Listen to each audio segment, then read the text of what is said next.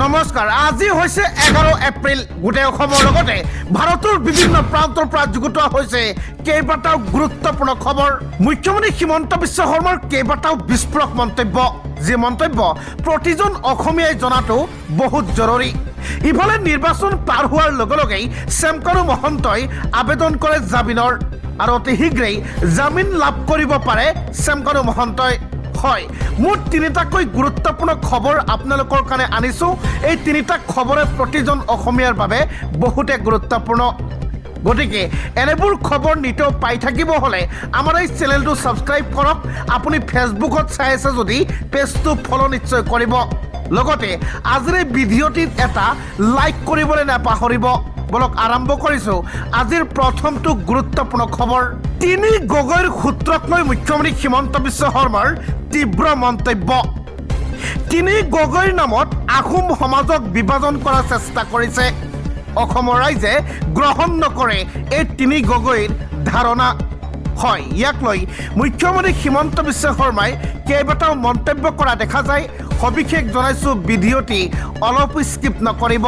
বিৰোধীৰ তিনি গগৈৰ ধাৰণাক থকা হৰকা কৰিলে মুখ্যমন্ত্ৰী হিমন্ত বিশ্ব শৰ্মাই তিনি গগৈৰ নামত আহোম সমাজক বিভাজনৰ প্ৰচেষ্টা চলিছে অসমত ৰাজনৈতিক স্বাৰ্থত সমাজ ভাগ কৰা কাৰ্যক ৰাইজে কেতিয়াও গ্ৰহণ নকৰে বুলি মন্তব্য মুখ্যমন্ত্ৰীৰ উপাধিৰ ভিত্তিত নহয় কামৰ ভিত্তিতহে চলে সমাজ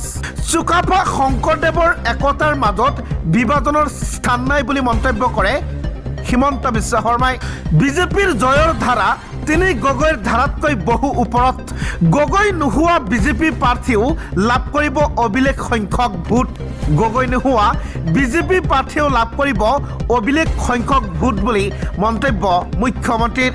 বিৰোধীৰ তিনি গগৈৰ স্পৰ্শ কৰিব নোৱাৰিব বিজেপিৰ লক্ষ্য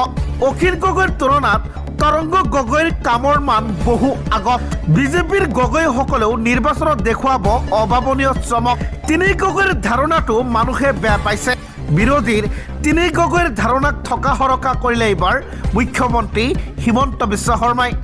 আপোনালোকৰ কি মন্তব্য ভিডিঅ'টিৰ কমেণ্টত নিশ্চয় জনাব জুবিন গাৰ্গৰ শুনানিৰ ফাষ্টেগ আদালতৰ মজিয়াত আজি আন এক ভয়ংকৰ তথ্য প্ৰকাশ পাইছে হয় যি তথ্য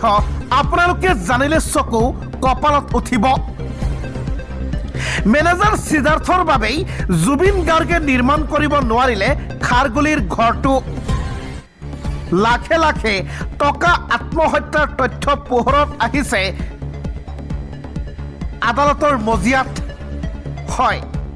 মেনেজাৰ সিদ্ধাৰ্থৰ বাবেই জুবিন গাৰ্গে খাৰগুলিৰ ঘৰটো সম্পূৰ্ণ কৰিব নোৱাৰিলে এক ডাঙৰ তথ্য পোহৰলৈ আহিছে সবিশেষ জনাইছো ভিডিঅ'টি শেষলৈকে চাই থাকিব ফাষ্টেগ আদালতত ফাদিল জুবিনৰ মেনেজাৰ সিদ্ধাৰ্থৰ ভয়ংকৰ তথ্য সিদ্ধাৰ্থৰ বাবেই জুবিনে নিৰ্মাণ কৰিব নোৱাৰিলে খাৰঘুলিৰ ঘৰটো আজিৰ শুনানিত আদালতৰ মজিয়াত পোহৰলৈ আহিছে এই ভয়ংকৰ তথ্য জুবিন গাৰ্গৰ কেইবা কোটি টকা আত্মসাৎ কৰিছিল মেনেজাৰ সিদ্ধাৰ্থই খাৰগুলিৰ ঘৰ নিৰ্মাণৰ নামত সিদ্ধাৰ্থই আত্মসাৎ কৰিছিল লাখে লাখে টকা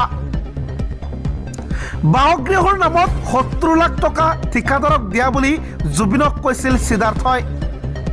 কিন্তু ইয়াৰ বিপৰীতে 35 লাখ টকাহে আদায় দিয়া হৈছিল ঠিকাদাৰক জুবিন গাৰ্গৰ ধন আত্মসাৎ কৰি প্ৰেয়সীক উপহাৰ দিছিল সিদ্ধাৰ্থ শৰ্মাই